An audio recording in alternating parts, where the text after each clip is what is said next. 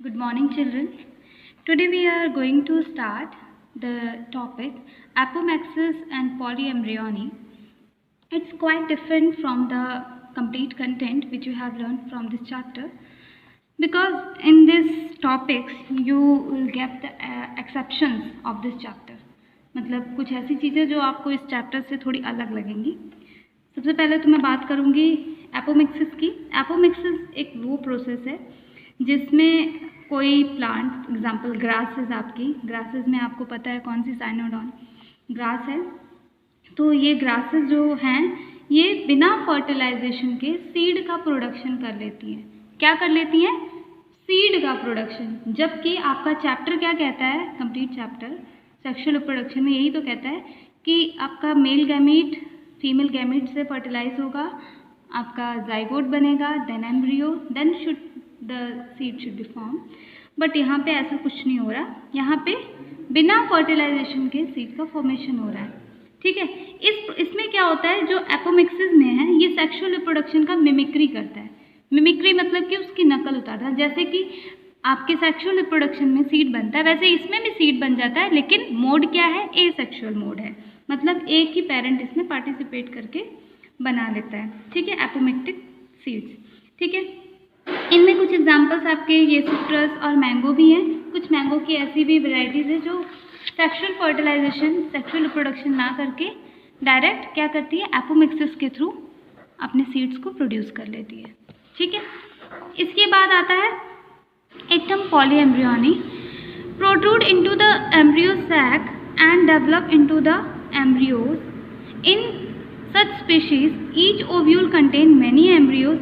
Occurrence of more than one embryo in the seed is referred to as polyembryony. ठीक है. कुछ ऐसी भी वेराइटीज़ है जिसमें क्या होता है, न्यूसेलर की सेल जो होती है उसके बाहर क्या होता है, एम्ब्रियो सैक होता है, और इन्हीं में कुछ ऐसी चीज़ें होती हैं कि जो सेल्स हैं वो एम्ब्रियो बन जाती हैं न्यूसेलस की.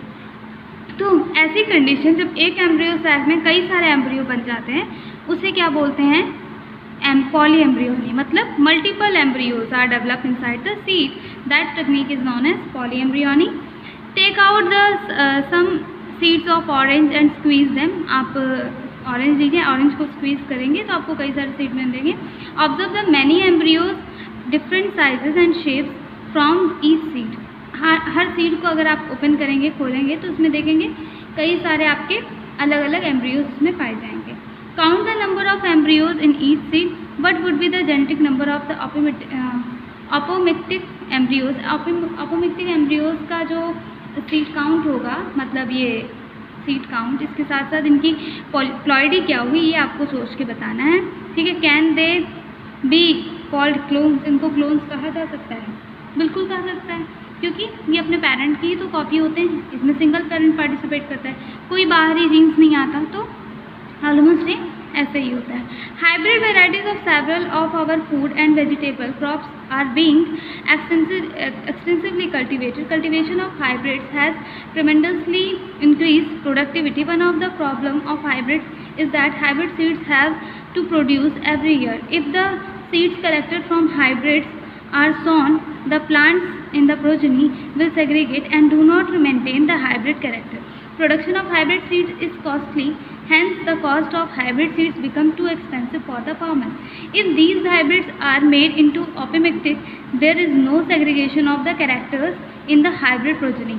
Then the farmers can keep using the hybrid seeds to raise the new crop year after year, and he has not have to buy hybrid seeds every year. Because of the importance of apomixis in hybrid seeds industry, active research is going on many laboratories around the world to understand the genetics of apomixis and to transfer apomictic genes into hybrid varieties. क्या होता है, आपने देखा होगा cultivation के मामले में अगर देखें तो आप कई सारी हाइब्रिड वैरायटी की कल्टीवेटेड फसलों को यूज़ करते हैं.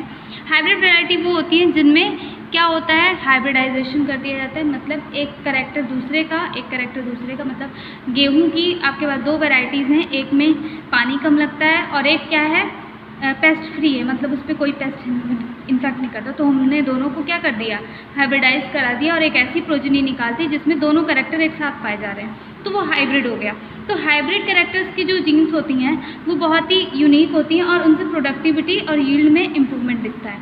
तो जब उनको हम बोते हैं, उनकी खेती करते हैं, तो वो at a time single use के लिए अप्रोप्रिएबल होती है। मतलब जैसे आपने एक बार हाइब्रिड सीड्स को बो के फसल उगा ली और उस फसल को आप सोचिए कि बचा लें, इसी से दोबारा खेती करेंगे, तो वो सेग्रीगेट कर जाते हैं, मतलब सेपरेट कर जाते हैं अपने कैरेक्टर को लेके, क्योंकि उनमें क्या होता है, सेक्सुअल रिप्रोडक्शन होता है। तो यहीं पे अगर वो एपोमिक्सिस करते, मतलब खुद ही अपने प्लांट से खुद ही डेवलप कर लेते, तो ये सेग्रीगेशन देखने को ना मिलता। तो एपोमिक्सिस का ये एक एप्लीकेशन हो गया कि मतलब अगर इसको हम यूज़ करें, लेकिन अभी एपोमिक्सिस को कहीं भी यूज़ नहीं किया गया है। तो हाइब्रिड सीड्स जहाँ भी ग्रो किए जाते हैं वहाँ पे हर साल फार्मर्स को नए सीड्स को सॉ करना पड़ता है, ठीक है। तो ये था ऑल ओवर चैप्टर, ये आपका चैप्टर मैंने कंप्लीट कर दिया। इसमें जो 2 टॉपिक बचे हैं आपका, बैगिंग और इमैस्कुलेशन, आर्टिफिशियल फर्टिलाइजेशन, ये जब आपको प्रैक्टिकल्स में कराऊंगी तब मैं एक्सप्लेन कर दूँगी। वैसे आप पढ़ेंगे तो आपको खुद भी समझ में आ जाएगा।